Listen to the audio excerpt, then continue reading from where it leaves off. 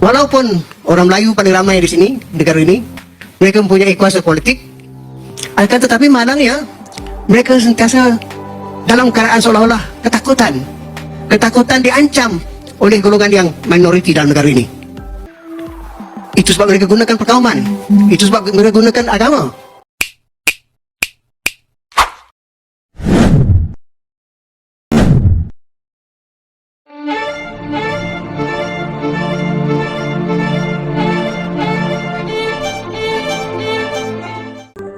Ya, sebagaimana video kami sebelumnya bahwa Malaysia menjadi salah satu negara yang paling getol berbicara tentang peradaban Melayu dan alam Melayu serta kemelayuannya, dan bahkan memelayukan Indonesia yang terdiri dari berbagai suku, bangsa, adat istiadat dan budayanya. Ya, di Indonesia memang ada beberapa daerah yang dihuni suku-suku Melayu sebagai salah satu entitas dari bangsa dan negara Indonesia, namun tidak memiliki konsep ketuhanan Melayu atau keistimewaan Melayu sebagaimana konsep Melayunya Malaysia. Dan seiring perkembangan zaman dengan warga negara yang multiras, konsep ini ternyata menjadi bahasan di kalangan warga Malaysia. Perjuangan ketuanan Melayu harus diberhentikan kerana ia sama sekali tidak berkesan. Melayu masih miskin, masih terkebelakang dalam banyak aspek. Bahkan sampai ke hari ini juga, Melayu masih takut negara ini jatuh ke tangan kaum lain. Perasan taknya ahli politik Melayu yang memperjuangkan ketuanan Melayu ini sejak dulu hingga sekarang? Mereka hidup senang-lenang. Mereka terus berkuasa dan harta kekayaan mereka bertambah. Sebaliknya, orang-orang Melayu kebanyakan dalam situasi yang sama. Pada hakikatnya, ketuanan Melayu ini hanyalah senjata ahli politik Melayu elit untuk terus berkuasa. Kita kena bawa perjuangan baru, iaitu perjuangan kelas bawahan lawan kelas atasan. Kelas bawahan ni ianya terdiri dalam kalangan orang-orang Melayu, Cina, India, pribumi lainnya yang miskin, lawan kelas atasan yang juga terdiri dalam kalangan orang Melayu, Cina, India, pribumi lainnya. Kalau semua orang miskin Melayu, Cina, India, pribumi lainnya bersatu padu dan berjuang bersama, kita akan jadi lebih kuat, suara kita lebih lantang. Ini tidak. Sudahlah, semua kaum pun ada ramai yang masih miskin. Itu pun masih nak bergaduh tentang bab ketuanan. Sampai bila-bila pun kita akan macam ni saja. Dan ahli politik ini akan terus berkuasa dan kaya raya. Anda nak ke perkara ni berterusan? Sebahagian besar orang Melayu yang mentaliti mereka adalah konservatif, dan mentaliti ini adalah dipengaruhi terutama sekali oleh pandangan atau sikap feudal dan pandangan atau sikap perkauman. Saya tidak mengatakan semua orang bersifat begitu, tapi sebahagian besar orang Melayu sekarang ini bersifat demikian. Ini tertanam dalam mentaliti kita, membuatkan sifat feudal itu membuatkan kita sentiasa tunduk berkuasa raja. Tentang perkauman pula, kita dapati bahawa walaupun orang Melayu paling ramai di sini, negara ini, mereka mempunyai kuasa politik, akan tetapi malangnya mereka sentiasa dalam keadaan seolah-olah ketakutan diancam oleh golongan yang minoriti dalam negara ini.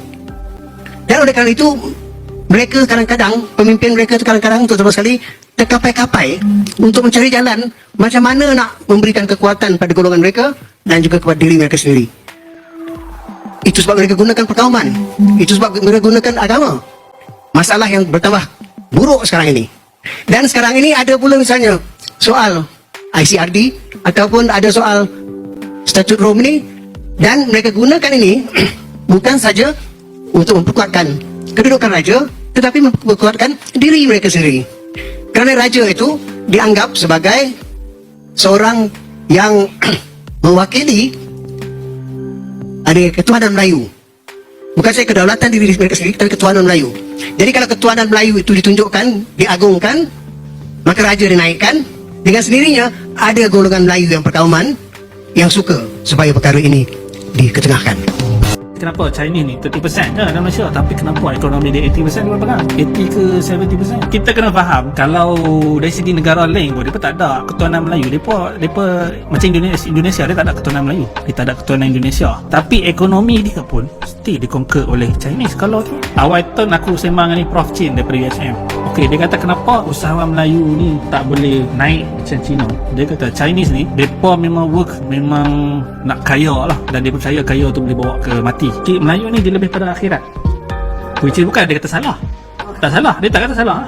Tapi dia buat research kenapa usahawan, dia compare lah Chinese, kenapa Chinese ni 30% je dalam Malaysia, tapi kenapa ekonomi dia 80% dia berpegang. Melayu ni sebab dia terlampau comfortable, dan bila dah ada kaya, okay, dia pakai wakaf lepas tu anak dia tu terumbang ambing. Aku nak kata dia sebab aku tahu ketuanan Melayu tu, aku tak boleh kata, tapi itu yang buatkan comfort zone. Kita terlampau comfort, kita mengharapkan kerajaan bagi subsidi semua, kita mengharapkan bila ada bisnes jatuh, oh ekonomi kan masa awal tahun aku struggle sikit kan, aku tak nak salahkan ekonomi.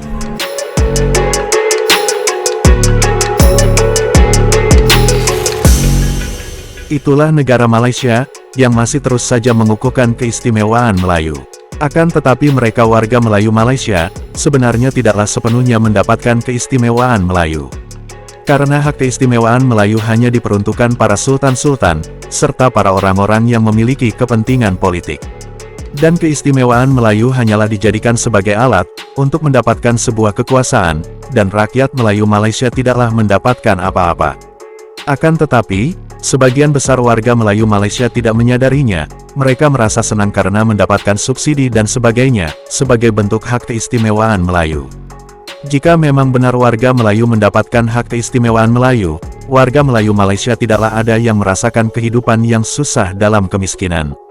Namun nyatanya, masih banyak warga Melayu Malaysia yang merasa kesusahan dalam kehidupannya, yang masih terbilang sebagai rakyat miskin. Jadi untuk apa adanya hak keistimewaan Melayu, jika masih ada rakyat Melayu Malaysia yang berkehidupan miskin? Berfikirlah dengan jernih wahai rakyat Melayu Malaysia, hak keistimewaan Melayu itu hanyalah sebagai alat untuk mereka yang memiliki kepentingan politik, yang mengatasnamakan kaum Melayu. Bahkan yang bukan asli orang Melayu, mengaku sebagai orang Melayu, demi mendapatkan kekuasaan di negara Malaysia.